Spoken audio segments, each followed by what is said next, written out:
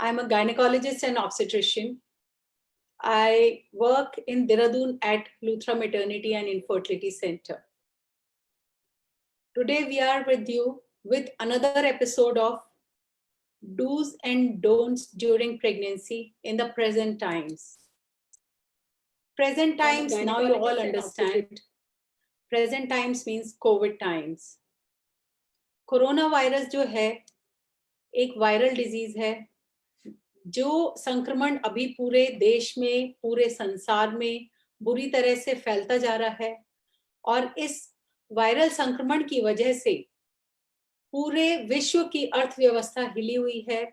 सारे लोगों को हम घर में रहने की सलाह दे रहे हैं अनटिल अनलेस किसी को बहुत जरूरी बाहर जाना है, जैसे जो मेडिकल फील्ड के लोग हैं, पुलिस और सिक्योरिटी फील्ड के लोग हैं, उसके सिवाय सबको यही सलाह दी जा रही है कि स्टे एट होम।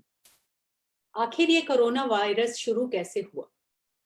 दिसंबर में चीन के वुहान सिटी में पहली बार ये नोटिस किया गया कि वहां किसी वायरल इन्फेक्शन की वजह से लोगों में इन्फ्लुएंजा जैसे, फ्लू जैसे सिम्टम्स आ रहे हैं और ये कुछ लोगों को काफी ज्यादा तंग कर रहे हैं और कुछ लोगों की जान के लिए खतरा भी बन सकता है।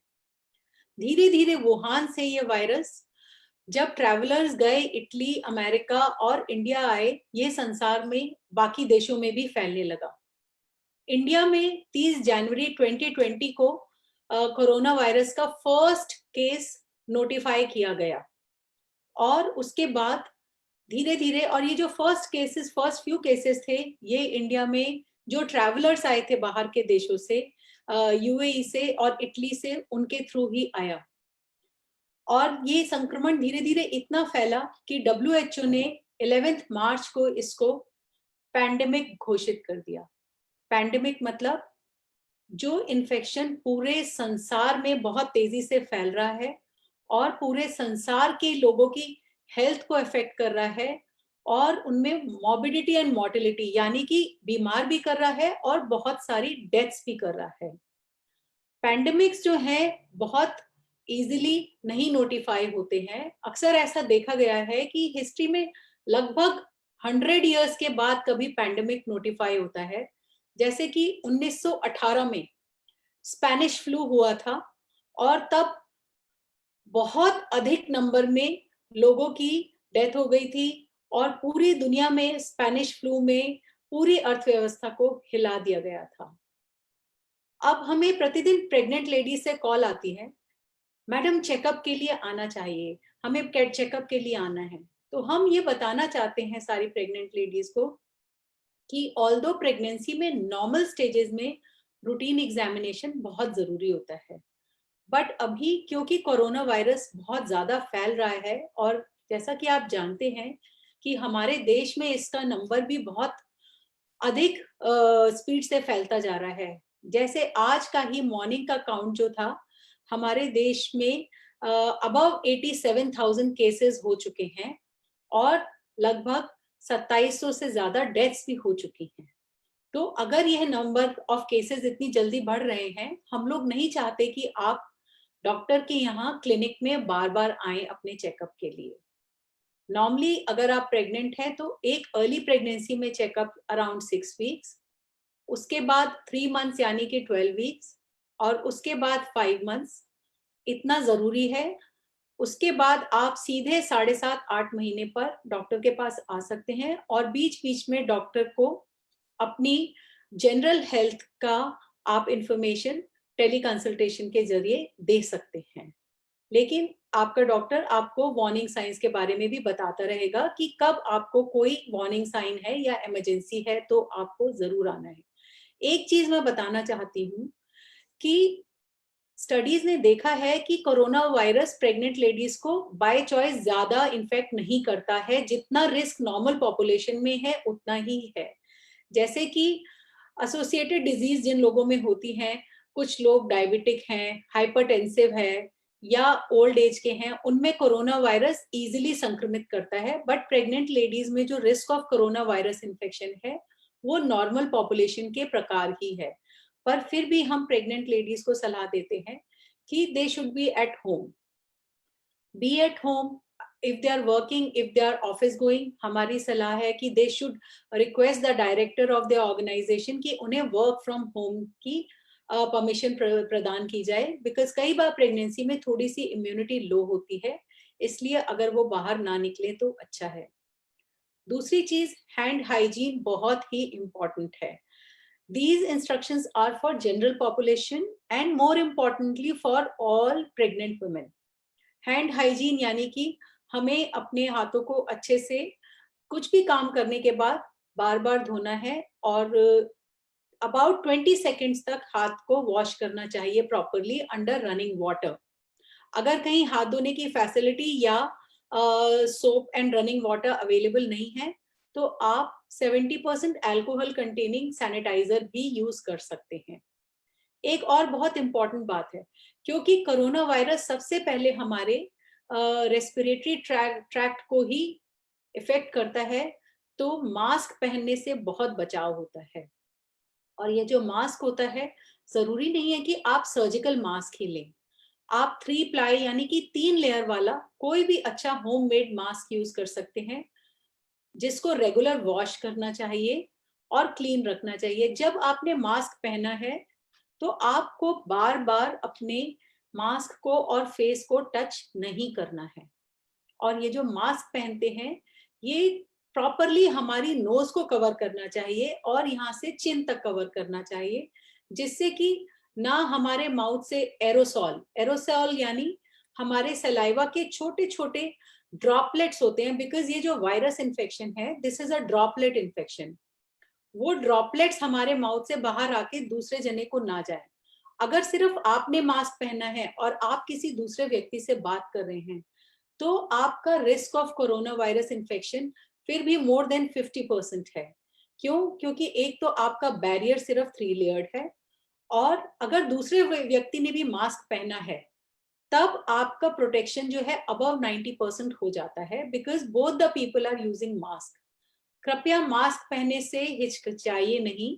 हमारे प्रधानमंत्री श्री मोदी जी ने भी यही संदेश दिया है कि mask has to become a way of life जब तक एक्टिव कोरोना वायरस इन्फेक्शन इस दुनिया से नहीं जाता है या वैक्सीन नहीं आ जाती है। So please don't hesitate in wearing the mask. And just to be on the fun side, अभी आप लोग देख रहे होंगे आजकल तो बहुत fashionable fancy matching with your dresses mask भी बन रहे हैं। So if you feel hesitant in wearing a mask, you order masks matching with your dresses, but you must wear mask. एक और चीज जो बहुत इंपॉर्टेंट है, अपने घर में विजिटर्स मत आने दीजिए। स्पेशली विजिटर्स तो चलिए, आजकल हमारे फ्रेंड्स और रिलेटिव्स वैसे भी किसी से मिलने नहीं जाना चाहेंगे, बट जब डोमेस्टिक हेल्प की बात आती है, एवरीवन थिंक्स कि नहीं, इनके बिना काम नहीं चलेगा। तो रोज आने जाने वाली जो हमारी मेड्स और डोमेस्टिक हेल्प होती हैं, because they are meeting lot of people when they are coming to our place, तो उनसे रिस्क ऑफ इन्फेक्शन बहुत हाई है। इसलिए हमें उस मुद्दे को भी ध्यान में रखना है कि हमें ज्यादा वर्कर्स अपने घर में आने जाने नहीं देने चाहिए, क्योंकि वो भी बाहर से इन्फेक्शन ला सकते हैं। एक चीज मैं और अपनी प्रेग्नेंट लेडीज को बताना चाहूंगी, that is sanitising their surfaces and sanitising the things जो हम बाजार से लाते हैं। अभी तक हम सब बहुत साफ सफाई रखते थे, बट ये सैनिटाइजिंग की कॉन्सेप्ट थोड़ी नई है। क्यों? क्योंकि ये जो वायरल इन्फेक्शन है, एक तो ये ड्रॉपलेट से आता है, यानी कि अगर किसी ने छींक मार दी तो बहुत सारी ड्रॉपलेट्स हैं जो सरफेस पर आ जाएंगी, और या सामने कोई इंसान है तो उसके फेस पर या हाथ पर जा सकती है, उससे इन्फेक्शन हो सकता है। तो एक और नई टर्म जो बड़ी फैशनेबल है, वो है coughing etiquettes. You know, eating etiquettes are common, walking etiquettes are common, but now the most important is coughing etiquette. कि अगर आपको छींक आती है या खांसी आती है तो अपने हाथ में मत मारिए, क्योंकि ये हाथ से जब आप कहीं टच करेंगे तब जाएगा। अगर आप किसी टिश्यू में लेंगे तो उस टिश्यू को जहां आप फेंकेंगे वहां से वो इधर उधर जा सकता है। You have to sneeze in your elbow, जहां पर आपने फुल स्लीव्स के कपड़े पहने हुए हैं। Of course you can use a hanky, but elbow is the safest place to sneeze because you are not sending infection to any other surface. And of course, you're supposed to wear washed, clean clothes regularly. So these are coughing etiquettes. And of course, you wash your hands properly after that. इसी चीज से एक अब sanitising वाली बात. Sanitising के लिए ideal चीज है 1% सोडियम हाइपोक्लोराइड. तो हम क्यों सैनिटाइज करना चाहते हैं? जैसे हमारे हॉस्पिटल में we tell our staff that after every patient you clean the table surface, you clean the couch where the patient has lied down with sodium hypochlorite solution, क्योंकि यह वायरस फोमाइट्स के through भी फैल रहा है. Fomites क्या होते हैं? फोमाइट्स जो है हमारे घर में रूटीन ऑब्जेक्ट्स जैसे डोर नॉब्स हो गए और टेबल सरफेसेस हो गई. अगर किसी ने हाथ में छीका है और डोर नॉब्स को या टेबल सरफेस को टच किया है तो यह वायरस फोमाइट्स में मोर देन 12 आवर्स रह सकता है. और या हम बाहर से कुछ शॉपिंग करके लाए, फ्रूट्स लाए, इन सब चीजों में यह वायरस रह सकता है. तो इट्स बेटर कि हम इन चीजों को सैनिटाइज करते रहें. जैसे अगर फ्रूट्स आते हैं तो उनको पहले बाहर अच्छे से वॉश कर दें और उसके बाद ही अंदर लाएं. ओके.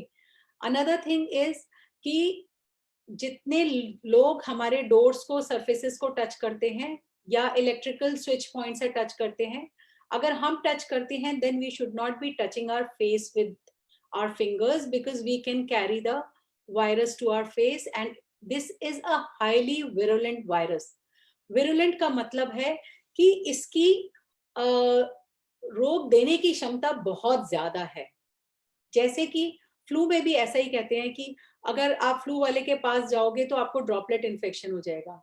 साथ में यह वायरस फोमाइट्स के थ्रू भी बहुत जल्दी दूसरे लोगों को ट्रांसमिट होता है. और अभी एज यू ऑल नो, अभी हमारे यहाँ अब जिस स्टेज में हम हैं, कम्युनिटी ट्रांसमिशन हो रहा है, इसीलिए हर दिन कई नए केसेस नोटिफाई हो रहे हैं. तो इस स्टेज पर हमें बहुत बहुत केयरफुल रहना है. अगर गवर्नमेंट लॉकडाउन हटा भी देती है, बट क्योंकि नंबर्स बढ़ रहे हैं, every day there are deaths occurring, हमें सेल्फ आइसोलेशन, हैंड हाइजीन खुद प्रैक्टिस करना है because the government has the pressure of economy but we are intelligent.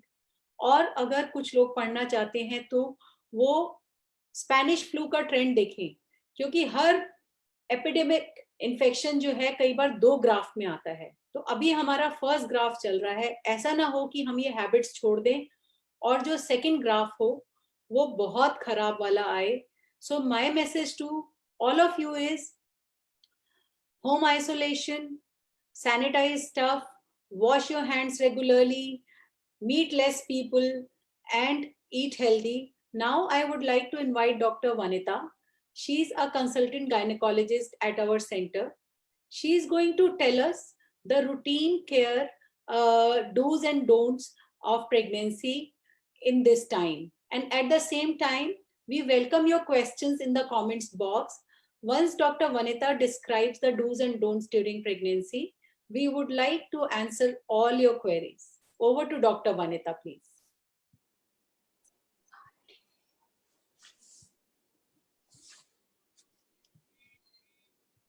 Thank you, ma'am. Namaskar and a very good evening to all. सबसे पहले जैसे ma'am ने कहा, अभी मैं फिर एक बार याद दिला दूं कि आप अपने सवाल आगे रख सकते हैं and we'll be very happy to clear your doubts. मुद्दे पर आते हुए सबसे पहले हाइजीन की बात करते हैं. अभी ऑलरेडी डॉक्टर आरती ने बहुत ही डिटेल में हाइजीन की बात की है, मगर मैं जनरल हाइजीन की बात कर रही हूँ जो हर समय हमें ख्याल रखना है. जैसे कि हर रोज नहाना चाहिए, ये सभी को मालूम है, मगर प्रेगनेंसी में थोड़ा एक्स्ट्रा कॉशन की जरूरत होती है. ये ख्याल रहे कि हम स्लिप ना हो जाएं, ये ख्याल रहे कि आपके जो स्लिपर्स हैं उसकी ग्रिप अच्छी हो. मेडिकेटेड सोप्स की जरूरत नहीं है, सिर्फ रेगुलर सोप एंड वाटर से नहा सकते हैं. और उसके बाद अपने ओरल हाइजीन को भी मेंटेन करना बहुत जरूरी है. ओरल हाइजीन इसलिए क्योंकि प्रेगनेंसी के दौरान हम नहीं चाहेंगे कि आपकी कोई भी डेंटल प्रॉब्लम एग्जैजरबेट हो, बढ़ जाए और उसकी वजह से कोई कॉम्प्लिकेशन हो। सो morning and evening brushing your teeth and proper flossing ये जरूरी है। आपके जो क्लोथिंग्स हैं वो कंफर्टेबल होने चाहिए, आपके अंडर क्लोथ्स भी वेल फिटेड होने चाहिए एंड प्रेफरेबली कॉटन के होने चाहिए, और आपके जो शूज हैं वो भी कंफर्टेबल और प्रेफरेबली हाई हील्ड ना हो तो अच्छा है। हाई हील शूज पहनने से बैक एक हो जाती है या फिर हमारे एड़ियों में मोच आने की संभावनाएं बढ़ जाती हैं। आपके नेल्स प्रॉपरली ट्रिम्ड हो and we should keep it very very clean, specially with respect to corona virus also. अभी कोरोना के संदर्भ में भी ऐसा पता चला है कि हमारे जो नेल्स के नीचे जो मक है उसमें वायरस बढ़ जाते हैं और वो फैल जाते हैं, इसलिए अपने नेल्स को ट्रिम्ड रखिए and keep them clean, very very clean. Now after hygiene, let's go on to the exercising. Pregnant महिलाओं को भी हर दिन कम से कम आधे घंटे की एक्सरसाइज जरूर करनी चाहिए। ये एक्सरसाइज आप वॉकिंग के रूप में कर सकती हैं या फिर आप प्राणायाम, योगा, प्रेगनेंसी योगा भी आजकल बहुत पॉपुलर है, वो भी आप कर सकती हैं। अगर आपको आपके डॉक्टर ने रेस्ट बताया हुआ है तो आप आर्म एक्सरसाइजेस भी कर सकती हैं। जैसे प्रेगनेंसी में हम पीटी करते थे, बचपन में हम पीटी करते थे, वैसे आप आर्म एक्सरसाइजेस भी कर सकती हैं। एक्सरसाइज करते समय ये ख्याल रहे कि हम किसी कूल शेडेड एरिया में कंफर्टेबल जोन में एक्सरसाइज कर रहे हों। एक्सरसाइज करते वक्त अगर आपको कोई पेन हो या आपकी सांस फूले या फिर आपको चक्कर जैसे आए तो इट्स बेटर कि आप थोड़ी देर के लिए रुक जाएं। अगर आपके ये सिम्टम्स बहुत फ्रीक्वेंटली आने लगे तो फिर it's better that you see your doctor. Exercise करते समय ये भी ध्यान रखें, specially in the latter half of pregnancy, कि बहुत देर तक सीधे वाली पोजीशन, सुपाइन पोजीशन या जिसे हम चित पोजीशन कहते हैं, उस पोजीशन में बहुत देर ना रहें और आपके यूट्रस पे प्रेशर ना पड़े। एक्सरसाइज के बाद हम बात करते हैं आपके कामकाज की। जो भी हमारे रोजमर्रा के कामकाज हैं वो हम प्रेगनेंसी में भी कंटिन्यू कर सकते। बस इतना ख्याल रहे कि बहुत ओवर स्ट्रेनस एक्सरसाइज ना करें, बहुत हैवी काम ना करें, और हमें ऐसा नहीं सोचना चाहिए कि हम अपने सारे काम एक ही गो में निपटा लें। हमें बीच बीच में ब्रेक्स लेने चाहिए और शुरू के 3 महीने स्पेशली थोड़ा ज्यादा ट्राइंग हो सकते हैं, क्योंकि शुरू के 3 महीने नौजिया होती है, हमारी बीपी फ्लक्चुएट करती होती है, तो ऐसे में चक्कर आते रहते हैं, हमारा मन करता है कि हम लेटे रहें। तो इस समय you can ask your colleagues and your family members to help you out. Don't be very harsh on yourself, बहुत ज्यादा ओवर एक्सर्ट करने की जरूरत नहीं है इस समय। Take things slowly. इसके अलावा अगर आप सुबह से शाम तक की जॉब करती हैं, जैसे बैंक में हमारे कुछ महिलाएं काम करती हैं जो 9 to 5 की जॉब कर रही हैं, they should be very careful about the posture that they are using during pregnancy. आपकी जो चेयर है वो कंफर्टेबल होनी चाहिए। अच्छा हो अगर दोनों साइड आपके आर्म सपोर्ट हो। एक कुशन अपने बैक के पीछे जरूर रखें और एक फुट स्टूल अपने पैरों के नीचे रखें। इससे आपके पैरों में कंजेशन नहीं होगी, स्वेलिंग नहीं आएगी और रात में आपके पैर कम दुखेंगे। अपने काम करने के बीच बीच में थोड़ी ब्रेक लेते रहें, थोड़ी दूर वॉक कर लें, और अच्छा होता है कि अपने पैरों को फुट को इस तरह से यूं हिलाते रहें। इससे क्या होगा, ये भी कंजेशन रोकता है और पैरों में स्वेलिंग को कम करता है। वर्क के समय ये ध्यान रहे कि ऐसे कोई काम ना करें जिससे कि आपके गिरने का डर हो, आपकी चोट लगने का डर हो। वर्क के बाद आपकी स्लीप और रेस्ट की बात करते हैं। प्रेगनेंसी में रात में कम से कम 8 घंटे की नींद पूरी होनी चाहिए और दिन में भी खाना खा के कम से कम 2 घंटे आराम करना चाहिए। सोने की जो बेस्ट पोजीशन है वो करवट की पोजीशन है, बाएं करवट या दाहिने करवट। बाएं करवट सबसे अच्छा मानते हैं, मगर दाहिने करवट भी हम सो सकते हैं। कुछ महिलाओं को सीधे सोना पसंद होता है।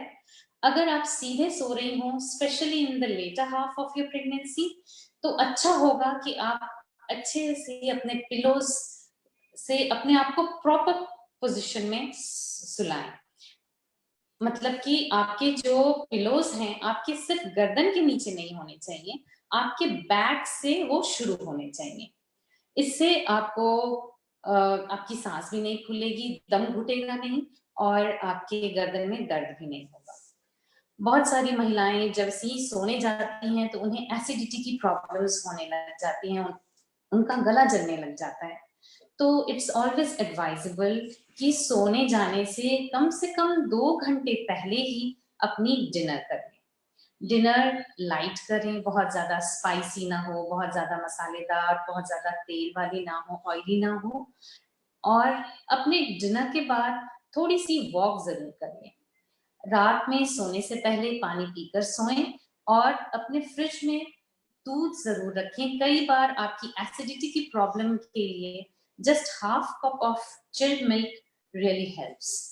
इससे आपको जो एंटासिड्स लेने की जरूरत है वो कम हो जाएगी। फिर हम बात करते हैं फिजिकल इंटीमेसी की।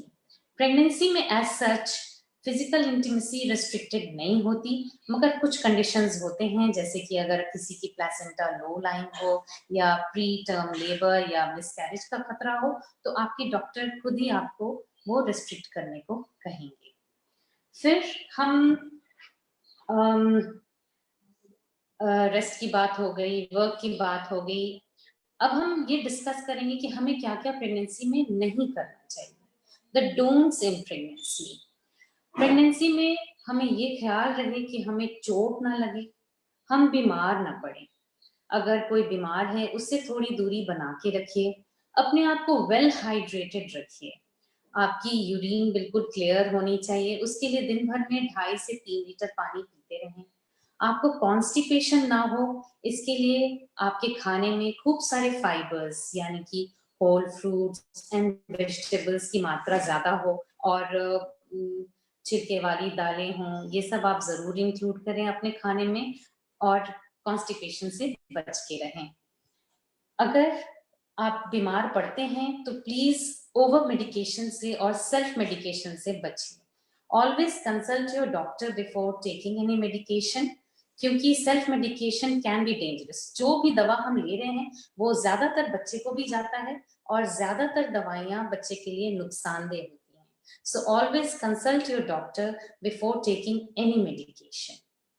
प्रेगनेंसी में इसके अलावा या ऐसे भी हम सभी को प्लास्टिक की चीजें नहीं इस्तेमाल करनी चाहिए। Don't use plastic water bottles, plastic utensils, ये सब नहीं यूज करने चाहिए और अपने आप को सेफ रखना चाहिए प्लास्टिक और सिंथेटिक आइटम्स से। Now coming to the anxiety part of it, pregnancy में एक फियर ऑफ अननोन होती है। हमें पता नहीं है कि क्या आगे होने वाला है और इसकी वजह से हम बहुत ज्यादा एंग्शियस हो जाते हैं।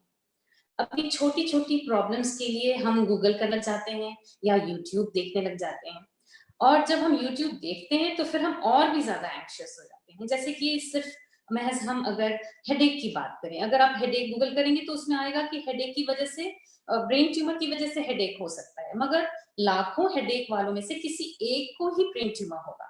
उसी तरह से यूट्यूब या फिर गूगल पे आने वाली जो लिस्ट ऑफ कॉम्प्लिकेशंस हैं उनमें से शायद ही कॉम्प्लिकेशन आपको कोई होगी। अगर आपकी कोई डाउट्स हैं आपको उन्हें लिख के रखना चाहिए और जब आप अपने डॉक्टर से मिले आपको वो डाउट्स अपने डॉक्टर से मिल के क्लियर करने चाहिए।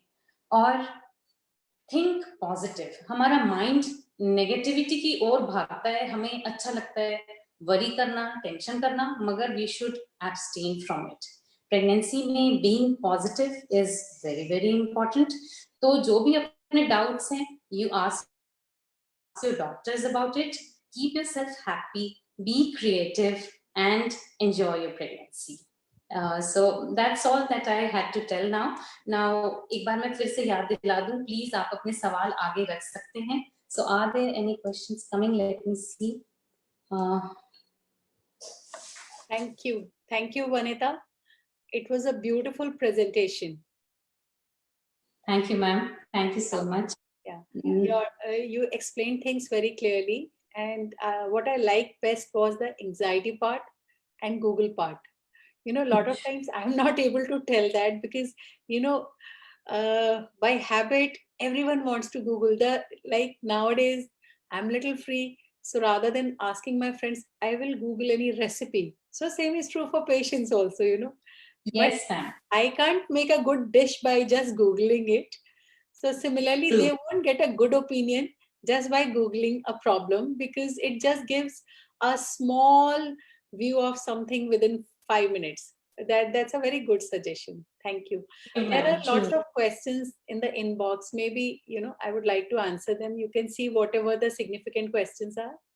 Yes, ma'am. There's one Mrs. Susmita asking whether she can wear pants during pregnancy. She can wear trousers during pregnancy or not.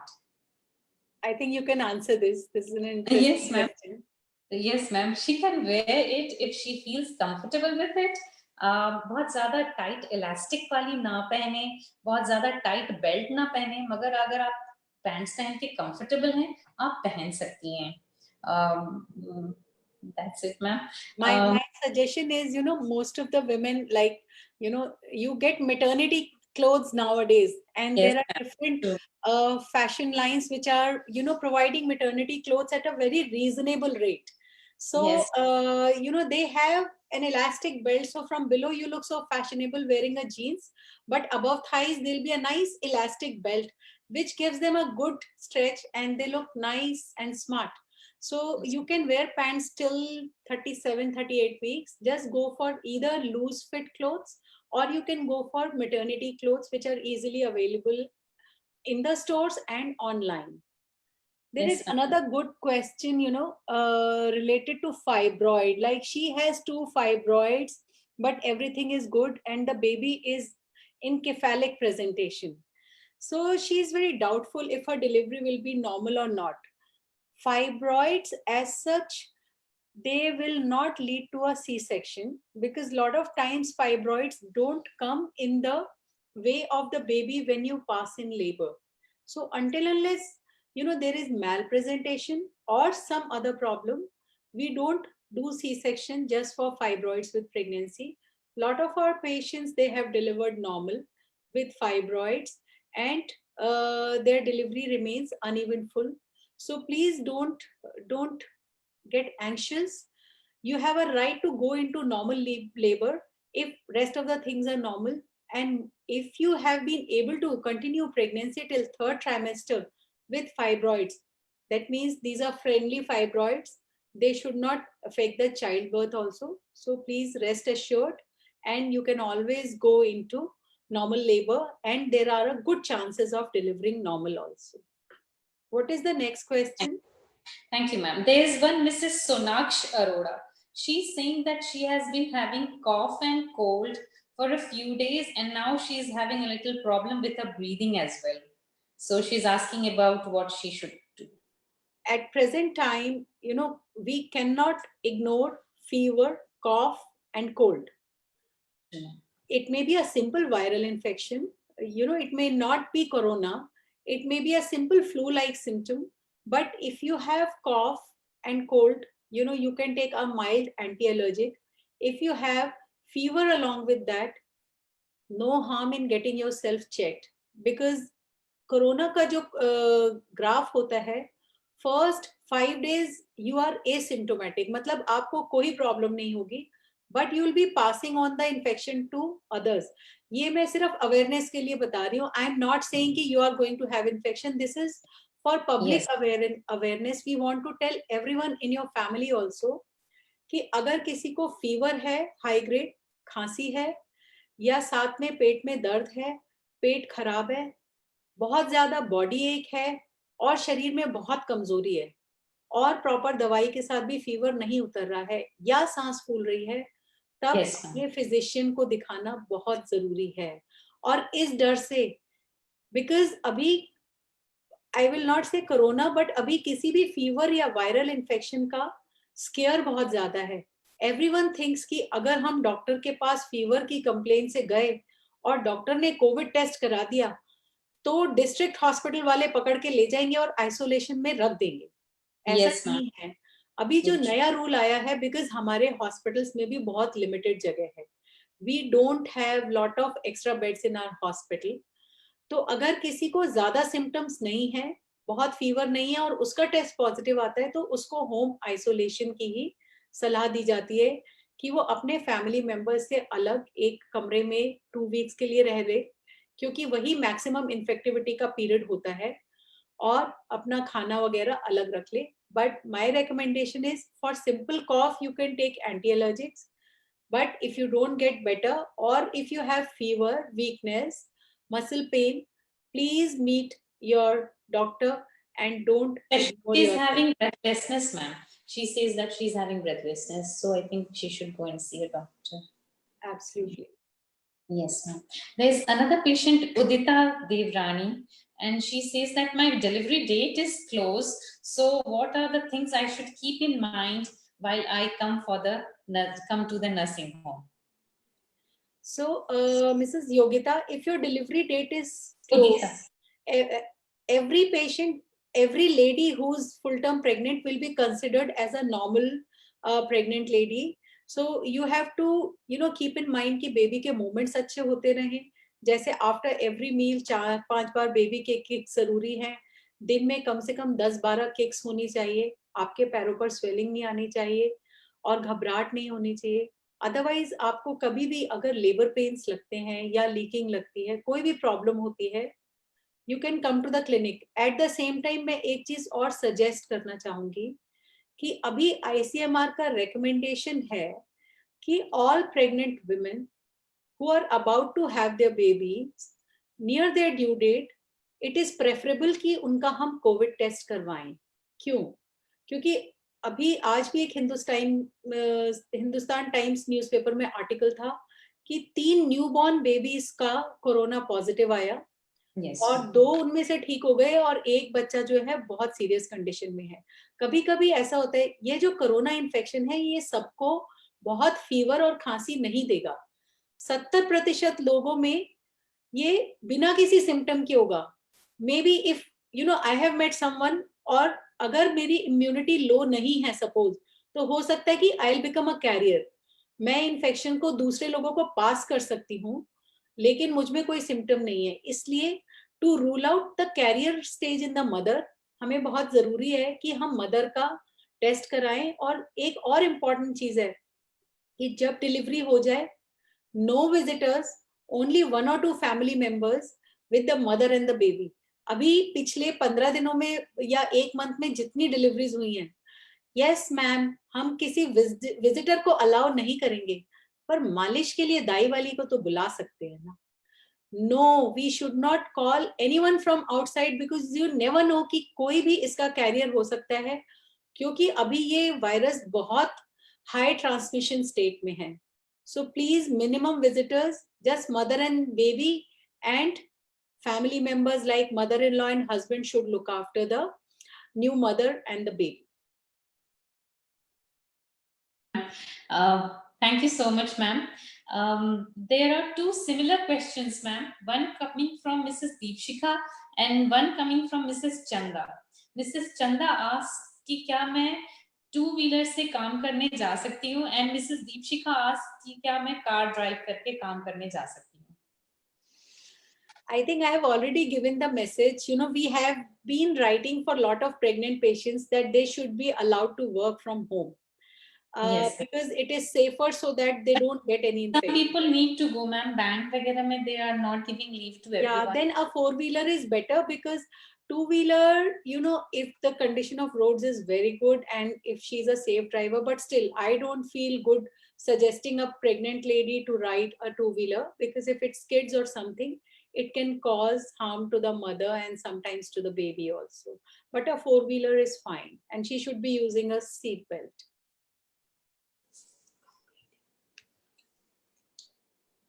This is a similar. Okay. One patient asks that I'm having gum bleeding off and on So what should I do? And mild pain too. She is Mrs. Ketki Anand. Yeah, Ketki, my dear, gum bleeding during pregnancy, sometimes it occurs, and because good oral hygiene is very, very important during pregnancy. So initially we want you to maintain, I know you are a very, sophisticated kind of person, but good oral hygiene, a good mouth rinse, and we can text you a gum gel, and you have to take diet rich in vitamin C. And still, if the gum bleeding persists, it's better to go to a dentist and get the checkup done. Thank you so much, ma'am. Thank you. Let me see and take a look at other questions. One patient is Mrs. Neha Chauhan, and she says that she's 18 weeks pregnant and has been taking iron and calcium. She asks whether she should be taking vitamin D or not. Vitamin D is the most fashionable supplement which is prescribed by doctors all over. Maybe till 15 years ago, no one was doing vitamin D levels, and everyone was exercising outdoors, and they were not having any problems related to bone health, and they were happy and not worried about vitamin D supplementation. But now, in present times, vitamin D has been shown to be having role in lots of health problems, including corona. There are some studies, if your vitamin D levels are good, you don't get coronavirus infection easily. So if your vitamin D levels are good, then we don't need to give you vitamin D supplement, and we can test your vitamin D levels, because the calcium preparations which we give, mostly they have 400 IU of vitamin D. But if your levels are low, then we would like to supplement extra vitamin D levels. At the same time, I would suggest outdoor walks for about 45 minutes every day. And maybe whenever you get time, you can sit in your veranda, of course, not directly under the sun, because outdoors, there are a lot of ultraviolet rays which will replenish vitamin D levels in our bones. True. Thank you, ma'am. There's another question coming from Mrs. Ankita Raj. She says that she is 8 months pregnant and is having a lot of swelling in her feet. That's a question about what she should do about it, about the swelling that she has developed. She's 8 months pregnant, Mrs. Ankita Raj. Hi, Ankita. Swelling over feet at 8 months pregnancy may have various reasons. First of all, we want to rule out that you don't have high blood pressure, your thyroid levels are normal, you don't have protein deficiency, and you are not anemic. So all these things you need to get checked, and I'm sure you must be getting your blood pressure and blood test and urine test done by your clinician. If all the things are normal, sometimes it could be due to gravitational effects, like if you're working, suppose if you get up in the morning, then you don't have swelling over feet, and by the end of the day the swelling comes, then we call it physiological swelling, यानी कि पूरा दिन पैर लटकने की वजह से पैरों पर थोड़ी स्वेलिंग आ गई है, और रेस्ट करने से वो ठीक हो जाती है. बट प्लीज आप अपना ब्लड प्रेशर चेक करवाइए, आपका हीमोग्लोबिन, थायराइड नॉर्मल होना चाहिए, और यूरिन रूटीन नॉर्मल होना चाहिए. There is another question coming from Mrs. Mendirata. She says कि she is having headaches off and on. बार बार उनके सिर में दर्द हो रहा है, and she is in her first trimester. Yeah, if your blood pressure is normal, we need to get your eye power checked again, because sometimes it could be due to change in the spectacle power, and sometimes it could be due to the strain कि आप बहुत ज्यादा अपने laptop पर या computer पर Yes. बैठे हुए हो, और या फिर you are not getting good sleep, or sometimes it's because of indigestion also, that some people they may get headache. So we have to rule out all these things, and you can get your eye checkup done, because I believe your BP remains normal, and eat light food. So we are almost done with the questions, ma'am. Okay. So, I was reading one interesting question. Someone was 5 months pregnant, and she was having some discomfort in her abdomen. Let me see. It was, yeah. So, just one second. There is Sona Jain who says कि she had delivered by C-section and she has pain in full body throughout and in legs. What should be done? I would like to convey one message कि delivery caesarean से हो या normal हो, अगर हमें proper rest नहीं मिल रहा है, अगर हमारी प्रॉपर नींद पूरी नहीं हो रही है, तो बैकएक भी हो सकता है, टांगों में भी दर्द हो सकता है। अगर हम कैल्शियम सप्लीमेंट रेगुलर नहीं ले रहे हैं, तो भी हमें बहुत कमजोरी लग सकती है। काफी लोग डिलीवरी के बाद आते हैं कि मेरी ना नीज में बहुत पेन है doctor. So my message is, चाहे सिजेरियन से हो डिलीवरी या नॉर्मल हो, जब तक बच्चे को फीड करा रहे हैं, हमें आपको आयरन कैल्शियम सप्लीमेंट्स देने चाहिए, नंबर 1। नंबर 2, आपको प्रॉपर रेस्ट मिलना चाहिए, बिकॉज छोटा बच्चा जो होता है वो रात में बार बार मदर को जगाता है, तो और दिन में the mother wants to do all the routine work, so it is very tiring on the new mother. Even I remember, I think it's easier to work in office for 16 hours than managing a newborn baby at home. तो Absolutely. आप please calcium supplement लीजिए, एक बार देख लीजिए कि आप anaemic तो नहीं है, आयरन भी ले सकते हैं, get proper rest and take good care of your baby. One more question was there. Let me see. It was very There's interesting. one question, ma'am. There's one question from Mrs. Nisha Rawat Bisht. She says she's 34 weeks pregnant and wants to know that I'll have normal delivery or not, and will the growth scan tell me the position of the baby, and will the delivery be normal, and what are the signs of labor pains? You reply all the questions one by one. There are, Yeah. I'm trying to see where she has written. Yeah, these are simple Mrs. questions. Nisha Yeah, Rawat Bisht. yeah, please start replying. 34 weeks pregnant. So first coming to the growth scan से हमें ये पता चल जाएगा कि आपके baby का वजन कैसा है, बेबी का पानी कैसा है, बेबी के कोई खतरे की साइंस तो नहीं है, जैसे कि कभी 3 या 4 लूप्स ऑफ कॉर्ड हो, ऐसी कोई प्रॉब्लम्स तो नहीं है। डेफिनेटली लेबर एक डायनामिक प्रक्रिया होती है, सब कुछ अच्छा चले तो नॉर्मल डिलीवरी के डेफिनेटली चांसेस होते हैं। सिजेरियन एक इमरजेंसी है जो आपके या बेबी में कॉम्प्लिकेशंस ना आए उसके लिए किए जाते हैं, इसलिए अभी आप ये सोच कर चलिए कि आपकी नॉर्मल डिलीवरी ही होने वाली है, and you prepare yourself for that and you work hard for that. मुझे तो ऐसा ही कहना ठीक लगता है। You like to add something to this ma'am? He also asks about the signs of labor pains. So, Yeah, you can explain. Labour pain जब आने वाले होंगे, उससे ऐसा हो सकता है थोड़ी देर पहले से आपकी थोड़ी स्टिकी डिस्चार्ज शुरू हो, थोड़ी ब्लड मिक्स डिस्चार्ज शुरू हो, रुक रुक के पेट टाइट होगी और पीरियड्स में जैसे पेन आते हैं वो आएंगे, और हर 10 मिनट पे 8 मिनट पे जब वो होने लग जाएं तो आप समझ जाएं कि आपको अब हॉस्पिटल आने की जरूरत है। इसके अलावा कभी कभी किसी की पहले ही वाटर ब्रेक हो जाती है, मतलब अचानक एक गश ऑफ वाटर आएगा जिससे आपके कपड़े गीले हो जाएंगे, तो आप समझ जाएंगे कि आपको हॉस्पिटल आना है। I'm sure you will not miss this. No, all the answers were just perfect. There is another question from Miss Malika Marwa. She wants to ask, what are the things we need to do for coping up with anxiety and worry about giving birth during the pandemic? This is a very good question.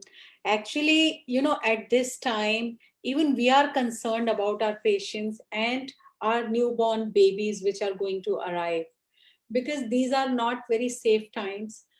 We don't want anyone to get any infection by coming to the hospital. And जैसे हम सबको पता है कि अभी सारे hospitals में 2 categories हो गई हैं, एक कोविड हॉस्पिटल है और एक नॉन कोविड हॉस्पिटल है। सो अगर कोई लेडी बाय चांस, अगर किसी की फैमिली में कोई कोरोना पॉजिटिव है, तो पहली चीज तो हमें उस फैमिली के सारे लोगों का टेस्ट करवाना है कि किसी और को एसिम्प्टोमेटिक इन्फेक्शन तो नहीं हो गया है। तो अगर बाय चांस उस लेडी का कोरोना पॉजिटिव आता है, then she should be delivering in a covid hospital.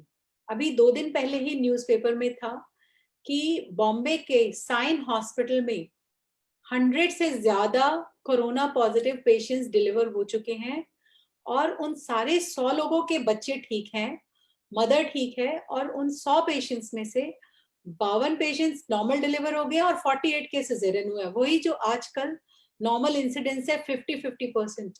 सो ये जो रिपोर्ट है ना, ये बहुत कन्विंसिंग है कि कोविड टाइम्स में हमारे सारे pregnant patients they are doing well. और अगर कोई बैड न्यूज आती है तो वो मदर या बेबी में जो नेचुरल प्रॉब्लम है, जैसे अगर बेबी बहुत वीक है या मदर का ब्लड प्रेशर बहुत हाई है या मदर अनबुक्ड है और उसकी शुगर कंट्रोल नहीं है, तो जो दूसरे कॉम्प्लिकेशंस हैं उससे आ रहा है। बट कोविड टाइम्स में thankfully mothers and babies are doing well अगर हम सारे प्रिकॉशंस लें, जैसे कि मदर के पास ज्यादा विजिटर्स ना जाने दें, मदर को इवन बिफोर डिलीवरी, मतलब चाहे अभी कोई 5 महीने की प्रेगनेंसी है, मदर को 5 चीजें, मैं फिर से रिपीट कर रही हूँ, जरूर जरूर फॉलो करनी है। सोशल डिस्टेंसिंग, किसी से भी बात करें except of course the couple will be sleeping in the same room, 1 metre की डिस्टेंस मिनिमल है किसी से भी बात करने में, जितना हो सके 1 मीटर की डिस्टेंस बना के रखें। This is for everyone, all of us, even we are practicing that. Yes, Number 2, hand hygiene. Hand hygiene means frequent hand washing with running water and at least for 20 seconds. If it is not available, then we use sanitizer. But my preferable recommendation is good hand washing for sanitizing hand. Number 3, avoid visitors. Number 4, avoid social crowding. बहुत ज्यादा लोगों को अपने घर मत बुलाइए, भीड़ में बिल्कुल मत जाइए, चाहे वहां फ्री का कुछ भी मिल रहा हो, बट हमें भीड़ वाली जगह नहीं जाना है। अगर 100% 200% सेल भी लग गई किसी मॉल में अभी खुले, the way it is happening at alcohol stores, even with 200% sale we should not go. We can be healthier without going to malls, beauty parlors and restaurants. Although business is being affected, but I believe human life ज्यादा important है, family health ज्यादा important है इस समय, जब किसी की भी। और ये जो कोरोना वायरस है, ऐसा कहा जाता है कि ये रेस नहीं देखता कि आप हिंदू हैं कि मुस्लिम हैं कि आप अमेरिकन में हैं। जैसे कि आपने देखा होगा कि अमेरिका में सबसे ज्यादा केसेस हैं, अमेरिका की जो डेथ्स हैं सबसे ज्यादा हैं। So this virus is really deadly. अगर वो अमेरिका में जो मोस्ट डेवलप्ड कंट्री है इतना नुकसान कर सकता है, और इंडिया में यह अभी तक इतना कहर इसीलिए नहीं ढा रहा है क्योंकि ढा पा रहा है क्योंकि इंडियंस बाय हैबिट स्ट्रांग हैं और they are following lockdown rules, they are following social distancing. जिस दिन हमने सोचा कि ये सब छोड़ देते हैं, हमारा हाल अमेरिका से भी खराब होने वाला है। क्यों? क्योंकि हमारी पॉपुलेशन अमेरिका से बहुत ज्यादा है और हमारी हेल्थ फैसिलिटीज लिमिटेड हैं, हमारा पैरामेडिकल स्टाफ की जो ट्रेनिंग है वो बहुत ही लिमिटेड है। तो अगर हमें उस कैटास्ट्रोफी से या बॉम्ब ब्लास्ट से बचना है तो हमें hand hygiene, social isolation, social distancing के रूल्स फॉलो करने ही हैं, जिससे कि हम इस जो आपदा है जो पूरे विश्व में फैल रही है उससे हमारा देश एक अच्छा एग्जाम्पल शो कर पाए कि देखो इंडिया की पॉपुलेशन सेकंड हाईएस्ट थी, फिर भी इंडिया इससे बच के निकल गया। Let us pledge to that कि हमें ये सारे रूल्स फॉलो करने हैं। Yes, ma'am. There's another question coming from Mrs. Anubha. She says that she's 34 weeks pregnant and having a lot of itching over her abdomen for the last 2 days. About what she should do about it. So you suggest, Dr. Vanita? It's a good question. Yes, ma'am.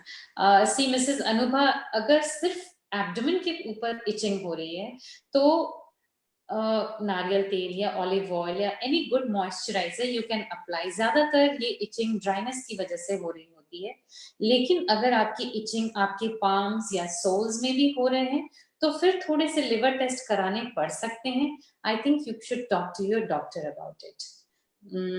There is another, sorry, Please go ahead. Yeah.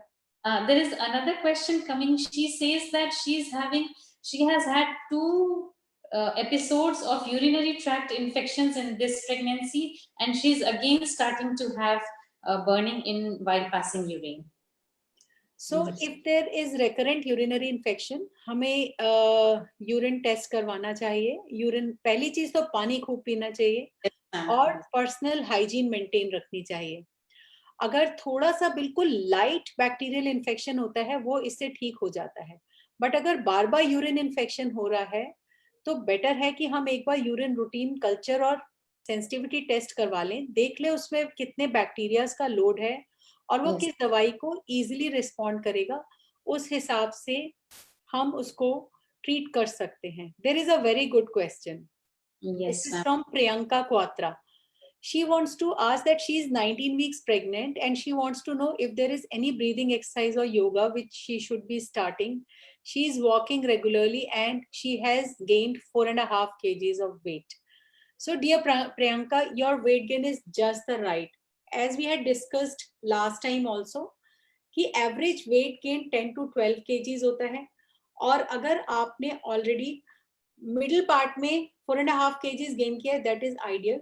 I am so happy to see कि आप regular walk कर रहे हो, but breathing exercises हमारी lungs की capacity को बढ़ाती हैं और pregnant ladies के लिए भी और बाकी सब लोगों के लिए भी इस समय breathing exercises बहुत जरूरी है. क्यों?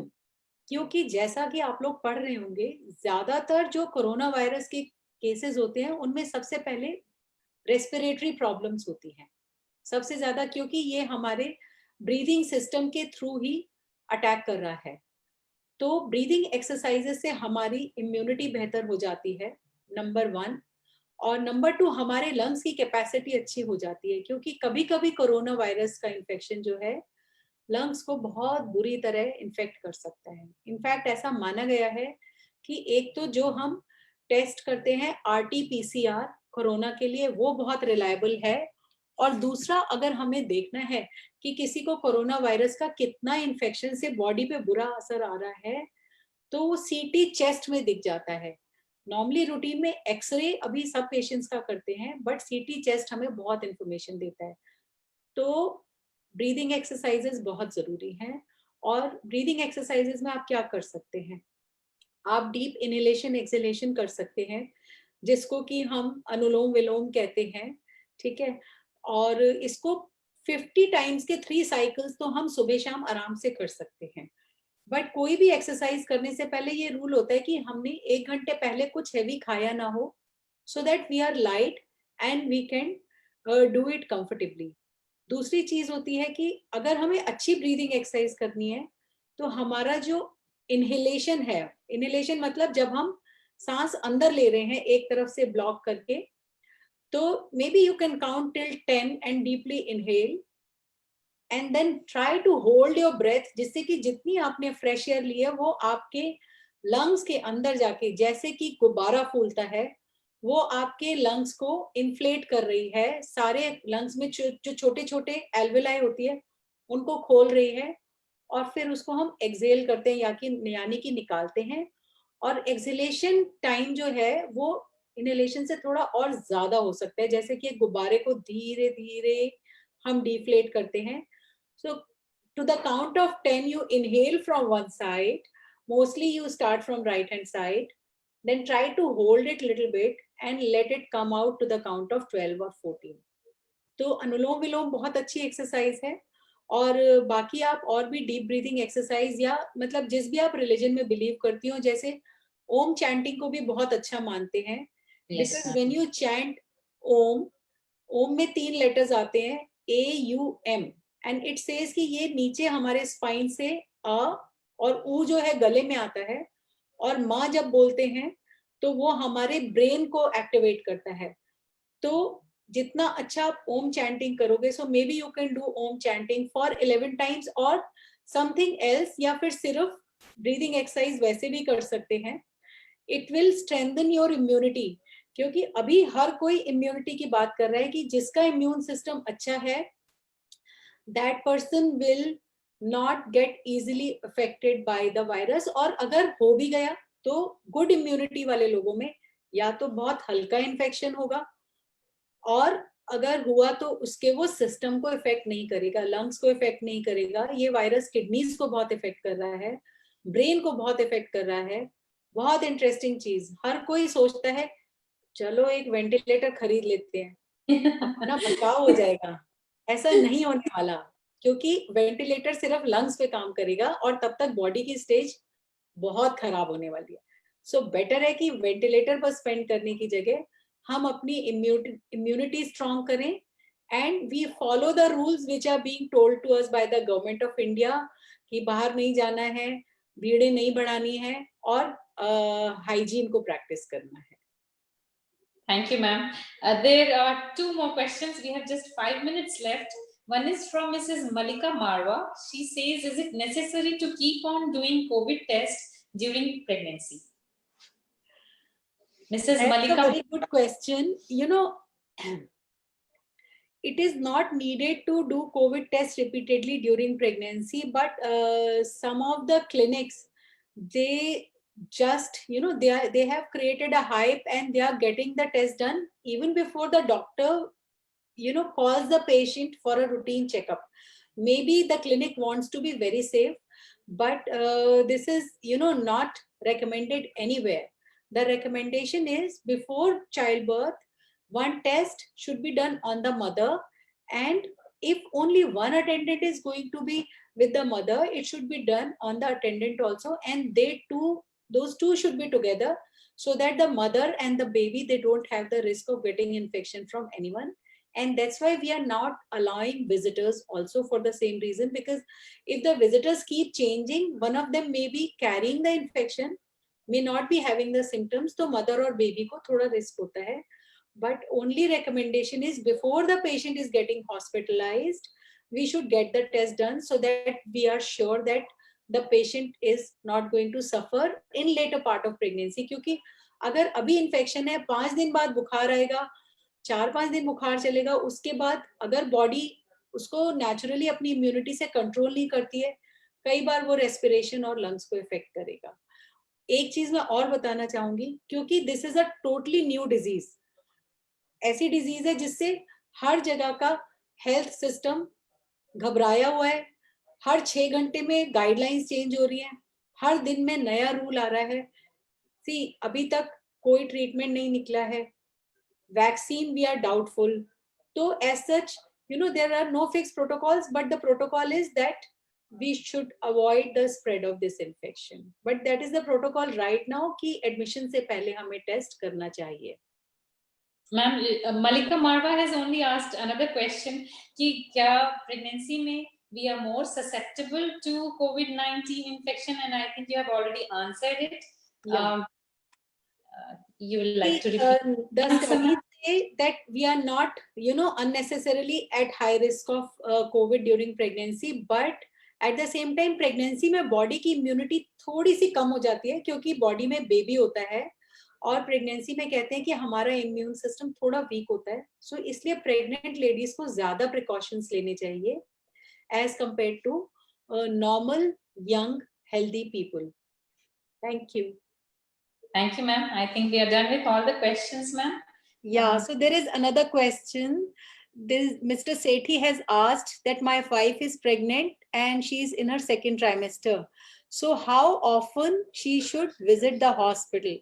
That's a very good question. Actually, अगर आपकी वाइफ का 19 to 20 वीक्स वाला अल्ट्रासाउंड हो चुका है और वो अल्ट्रासाउंड नॉर्मल है और आपकी वाइफ को कोई ज्यादा दिक्कत नहीं है, अगर आपकी वाइफ 6 to 8 वीक्स तक भी हॉस्पिटल नहीं आएगी, we'll be happier, क्योंकि अभी हॉस्पिटल आने में, घर से बाहर निकलने में इन्फेक्शन पकड़ने का ज्यादा रिस्क है. सो अभी ऐसा recommended है कि 5 months के चेकअप के बाद आप अपने पेशेंट को बोलिए कि अब आप 2 महीने बाद आइए, जब ये वाली डिजीज की प्रॉब्लम थोड़ी बेटर हो जाए. बट अगर बीच में कोई दिक्कत हो जाए तो जरूर आइए. A very good question. Yes. So Mrs Surabhi Joshi Pant, she wants to know that my weight has increased by how much? I'm not, 6 kgs in 5 months, she says. Yeah. So she has not gained any weight. Normal. Pardon? No. She has increased 6 kgs in 5 months. That should be fine if her starting BMI is not high. True. Yeah, that is fine. So there's another question by Mrs. Anubha. She wants to ask, is it safe to take a flu vaccine during pregnancy, and when should it be taken? That's a very good question. Government of India does not recommend flu vaccine for all. The way Government of India has recommended tetanus toxoid for all pregnant women, and we need to give 2 shots of tetanus, everyone knows. But flu vaccine is preferably given between 26 to 28 weeks, and we suggest flu vaccine, although flu vaccine फिर जो लोग लेते हैं उनको हर साल लेनी पड़ती है क्योंकि इसका इफेक्ट 1 साल के लिए होता है, बट प्रेगनेंसी में flu vaccine around 26 to 28 weeks recommended है और लगवानी चाहिए. Yes, ma'am. It's more than an hour, and I would like to thank all the audience for joining in and Yes, ma'am. for putting up very interesting questions. We would And like relevant to, questions. Yes, ma'am. Very relevant ones. we would like to conclude the session. At the same time, I would like to wish everyone good health, enjoy your stay at home, eat healthy, try new recipes because you're at home, watch good movies, read good books, listen to music, and maybe you can develop 1 or 2 new hobbies also. And Yes. be safe, stay at home. All the best till we meet again. Thank you so much. Thank you so much. Hmm?